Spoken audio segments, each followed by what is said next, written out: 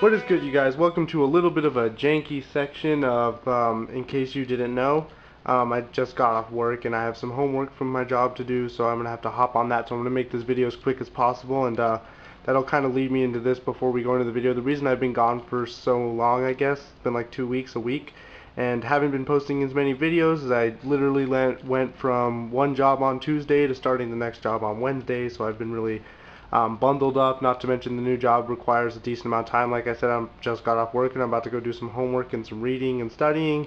So I got to take care of all that stuff. But I wanted to get this out of the way quick because I just got something in today. Now this is a, as we can see right here, manufacturer reconditioned parts.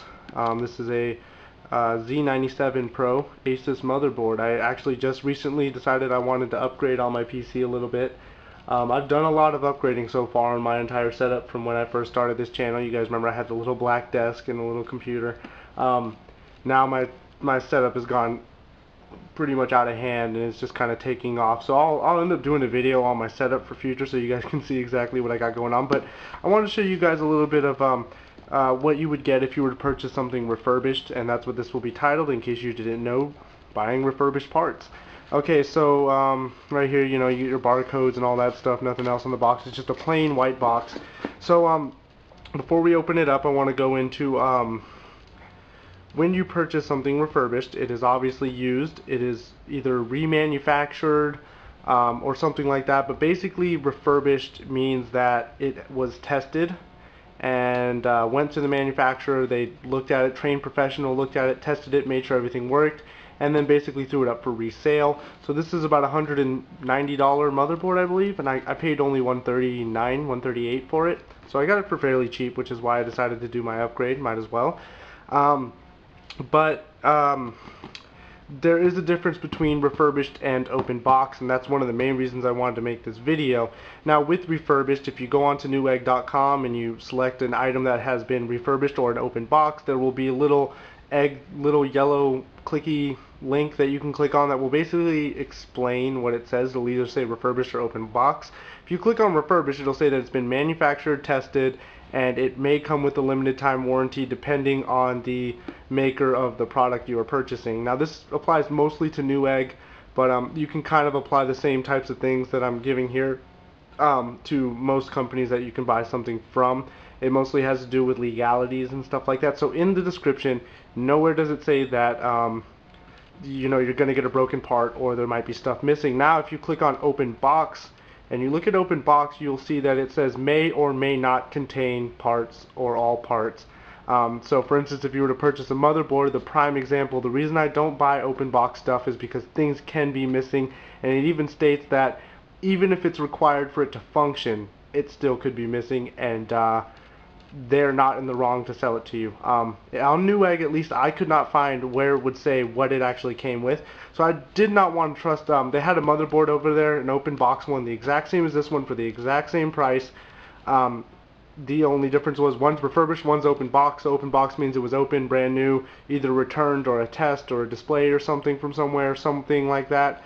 And it may or may not come with it. That's the difference between open box and refurbished. You take the chance of not having everything in there. You will get the motherboard. If you buy a motherboard, the motherboard will be there with both products. But with the open box, you might be missing things like an I/O plate, which is definitely a pretty big deal. I mean, it's not really easy to just get just an I/O plate for a motherboard. You might be missing your SATA cables, which, you know, that's no big deal. Missing your drivers, that's fine. Manual, that's not a big deal. The only things you really want, I guess you would say, could really care about is either the SLI bridge or the I/O plate. Overall, everything's easy to get, even the SLI bridge. The I/O plate is the one I would worry about. So I did go with refurbished because nowhere does it state that it might be missing parts, and because it doesn't state that, that means they have to have everything in the box, and if they don't, I get to complain and tell them I want my I/O plate. You know what I mean? So some people might not see it that way, but that's how it is. Nowhere in the description for refurbished models, at least, does it say that it does not come with this, or it might be missing parts. I did purchase a refurbished Corsair H100i, and it came in a brand new Corsair H100i box. It was plastic wrapped completely. It literally came packaged brand new, came with everything I needed. It looked brand new. This motherboard, this refurbished item though, did not come in a brand new box. It came in a white remanufacturing box from Asus, and then all we have are these little pieces of foam, kind of to keep it from hurting itself. And then we have the motherboard right here, which they do put in an anti-static bag for you. So we'll open that up and take a look at it. So obviously this one came with everything. Like I said, because this one says nowhere on there does it say that it won't include certain things, and because it doesn't say that, it has to come. They're legally binding themselves to make sure it comes with everything, which is why I have an I/O plate. I saw one of the guys in the comments ask for a question under the refurbished item too. So he was asking a question under the refurbished item, does it come with your I/O plate and everything you need? One of the guys said, I didn't get my I/O plate. I believe that he might not have bought a refurbished item, because, and if he did not get an I/O plate, he needs to complain to them, because they have to include it. Like I said, it doesn't state anywhere that it wouldn't it would be missing parts, so you cannot be missing parts in a refurbished item unless it states otherwise. With the open box, they clearly state it. So as you guys can see, I have everything in here. We have 4 SATA cables, 2 90-degree angles, 2 straights, an Asus SLI bridge, and we have the little power quick disconnect for the these are awesome, by the way. I love these things. So we got a quick disconnect for that. I will say this, I'll pop this open for you guys. I'll go more into this motherboard in the future when I get some time. But I love, the thing I love really a lot about this motherboard's I/O plate is this. Look at that. It's padded. It's like, it's squishy. Like, what? Why? I feel like that's going to make it a little bit harder to install, but it's padded, so I thought that was kind of cool that they have that there. So moving on to the motherboard, we'll pop it out and give you guys a look, so we can see exactly what we're getting into when we're buying a refurbished item. I'm not really afraid to buy refurbished, or I don't really care to buy open box, not after I saw the fact that it doesn't have to come with anything. It doesn't have to come with everything. But as you can see, we have a little bit of a scrape right here. It is really not even noticeable. Everything else looks to be pretty good. I don't see any fried parts. Always want to inspect anything you buy, that's, even if it's brand new, inspect it. So this is a Asus Z97 Pro, so we got like the power button, the BIOS flashback, we have our EPU and switches and settings, then we have our XMP setting at the top, the switch, and as well as the memory check OK, which is one of the main things I love about that. It's like a soft CMOS reset button right there, so it's nice to have that. I probably will maybe do a little bit of painting on this motherboard. As you guys know, I want my computer to be white and black. So what I'm really looking for right now is trying to see if we maybe have any bent pins on the socket. Hopefully not, but these are things that you want to check and make sure. So from what it looks like, you guys, I think we're all good on those pins. Doesn't look like a single one is none of them are bent. That's very nice. So all the pins are good, and that's what I'm saying, this was remanufactured, so basically it was tested, and anything that was wrong with it was fixed. I will say this, the CMOS chip, one of the cool parts about this board is the CMOS chip you can just pull out and put a new one in. So if you brick your BIOS, you can call Asus and they'll send you a new one. So that's another reason why I wanted this board with those types of features on it. Like I said, I'll go more into the motherboard when I do like a little bit of unboxing, and not unboxing, but like show you guys what this comes with and why it's the Pro Edition and compared to the other editions. It looks like this might be brand new, the CMOS. So I think the thing they might have replaced on it was the CMOS. Maybe not CMOS, the BIOS chip. Maybe, or is that the CMOS chip? I don't know. Same thing, I think, honestly. But I think they might have replaced the BIOS chip because it looks really shiny new.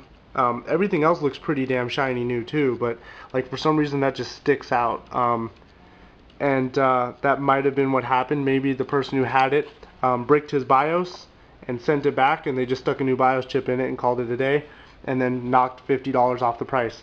So that works fine with me. I was looking at these VRM heat sinks, and I want to see if they come off a little bit. Because it looks like there's two pieces to them. Oh, yep, they are.